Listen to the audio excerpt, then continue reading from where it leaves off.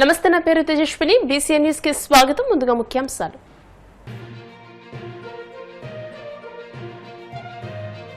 El Niño ప్రభావంతో రాష్ట్రంలో నెలకొన్న వర్షాభావ పరిస్థితులపై సీఎం చంద్రబాబు సమీక్ష. తాగునీటి ఎద్దడి తలెత్తకుండా చూడాలని అధికారులకు ఆదేశం.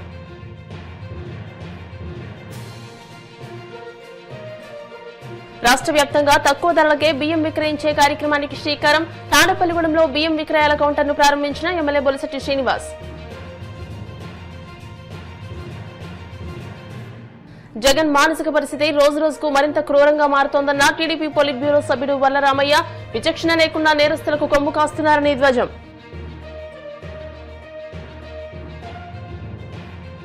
అక్రమ కేసులతో వైసీపీ నాయకులపై కూటమి సర్కార్ వేధింపులకు పాల్పడుతోంది. ప్రభుత్వ తీరుపై తీవ్రంగా మండిపడ్డ మాజీ మంత్రి అంబటి రాంబాబు.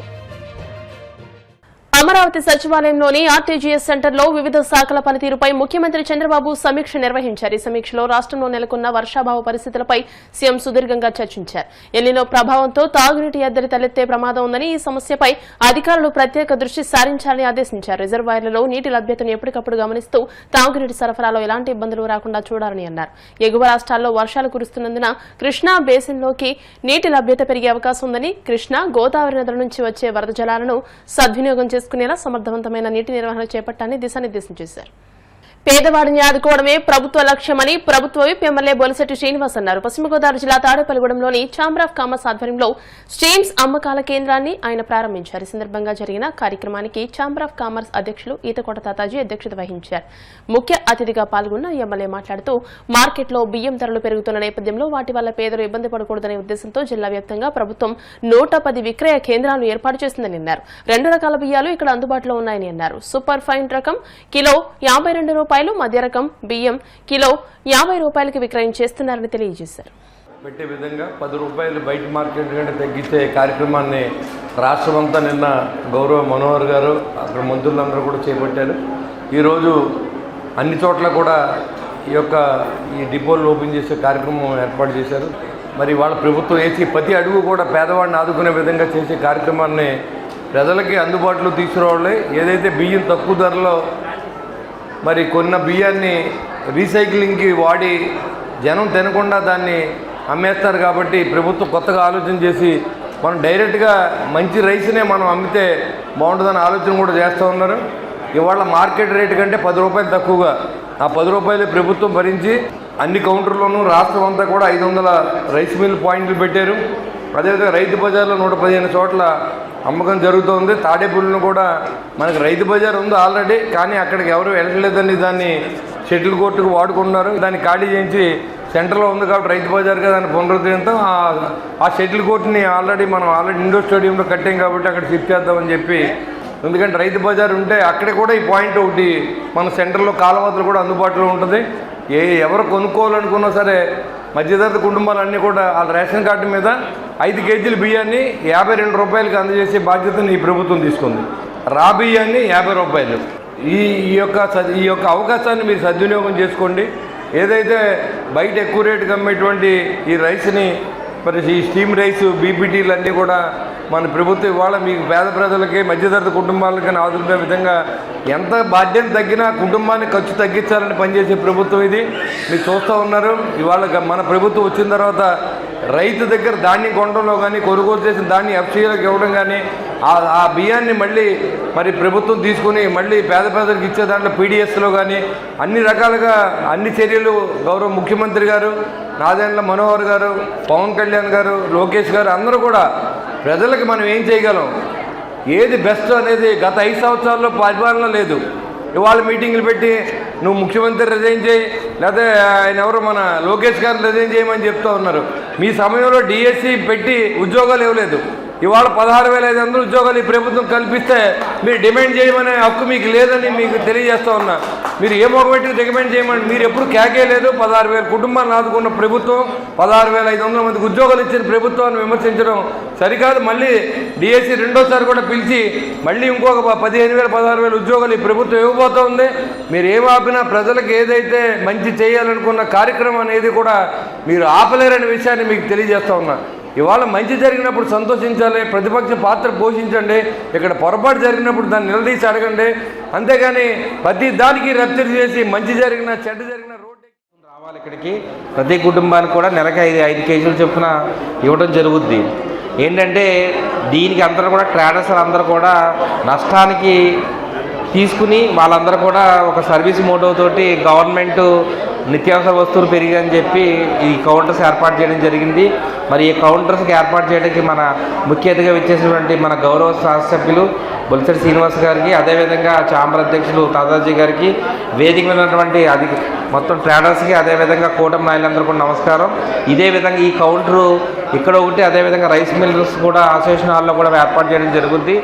ఈ వంటని వైసీపీ ఆలూరు ఎమ్మెల్యే విరూపాక్షి ఆయన రౌడీ ముక్కలు ఓ దళిత మహిళ ఇంట్లోకి చొరబడి విధ్వంసం సృష్టించడమే కాకుండా ఆమె దుస్తులు చించివేయడం దారుణమని టీడీపీ పొలిట్ బ్యూరో సభ్యులు వల్లరామయ్య ధ్వజమెత్తారు. వెంటనే విరూపాక్షిని వైసీపీ నుంచి సస్పెండ్ చేయాలని ఆ పార్టీ అధినేతగా ఈ ఘటనకు నైతిక బాధ్యత వహిస్తూ జగన్ దళిత మహిళలకు క్షమాపణ చెప్పాలని డిమాండ్ చేశారు.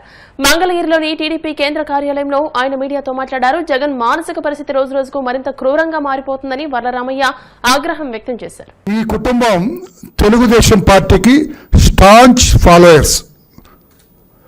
ఈ ఇంటి మీదకి దాడి చేయటానికి ఆలూరు ఎమ్మెల్యే, వైసీపీ ఎమ్మెల్యే విరూపాక్షి, ఆయన ఎందుకు ఏ పేరు పెట్టుకున్నారని అందులోకి వెళ్ళట్లేదు, విరూపాక్షి వైసీపీ ఎమ్మెల్యే ఆలూరు కాన్స్టిట్యున్సీ దాదాపు 100-200 మందిని అతని ఫాలోయర్స్ని వేసుకొని కర్రలు, కత్తులు, ఇనప రాడ్లు, రాళ్ళు వేసుకొని 4-5 కార్లలో ఈ ఇంటి మీదకి వచ్చారు దాడి చేయటానికి. ఒక దళిత మహిళ సుచిత్ర ఇంటి మీదకి దాడి చేయటానికి వచ్చారు.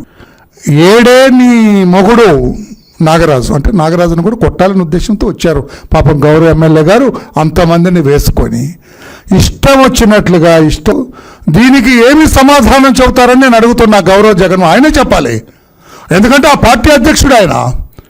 ఈ విరూపాక్షి అనే అతను ఎమ్మెల్యే, వాళ్ళ పార్టీ ఎమ్మెల్యే, వైసీపీ ఎమ్మెల్యే. దీనికి కారణం ఏంటి? 1వ తారీఖున సాయంత్రము 6-6:30 సమయంలో ఈ శేఖర్ యాదవ్ అనే అతను, గిరి వైసీపీ అతను, గిరి ఈ ఎమ్మెల్యేకి స్టాంచ్ ఫాలో, వీళ్ళిద్దరి మధ్య చిన్న ఘర్షణ జరిగింది. వెర్బల్ ఆల్టర్కేషన్, మాటలతోటి. ఏమన్నారు? ఈ శేఖర్ యాదవ్ పక్కన ఈ అమ్మాయి దళిత మాదిగ యువతి సుచిత్ర భర్త, ప్లస్ వాడికి తమ్ముడు అనుకుంటా శివ అనేవాడు, వీళ్ళిద్దరు కూడా అతనితో యాదవ్తో ఉన్నారు, శేఖర్ యాదవ్తో. ఇది సంగాల గ్రామంలో ఆల్టర్కేషన్ జరిగింది, వాళ్ళిద్దరి మధ్య ఘర్షణ జరిగింది. ఏమని? ఈ గిరి అని వైసీపీ అతను, ఎమ్మెల్యేతో ఉండే అతను, 2 సంవత్సరాలు కళ్ళు మూసుకోండి, మా జగన్ అధికారంలోకి వస్తాడు అని అంటే, వీళ్ళే ఉన్నారు టీడీపీ ఫాలోయర్స్, శేఖర్ యాదవ్, శేఖర్ అనే దళిత మాదిగ కులస్తుడు, శివ అనే అతను, వీళ్ళే ఉన్నారు. రాబోయే 10-15 సంవత్సరాలు తెలుగుదేశం పార్టీ అధికారంలో ఉంటుందని వాళ్ళు అన్నారు. ఇది ఘర్షణకు కారణం. అక్కడ తోపులాట జరిగింది. ఈ గిరి అనేవాడు కింద పడ్డాడు, వీళ్ళ ముగ్గురు అయిపోయిందిలే అని చెప్పి ఏ దారిన అటు వెళ్ళారు.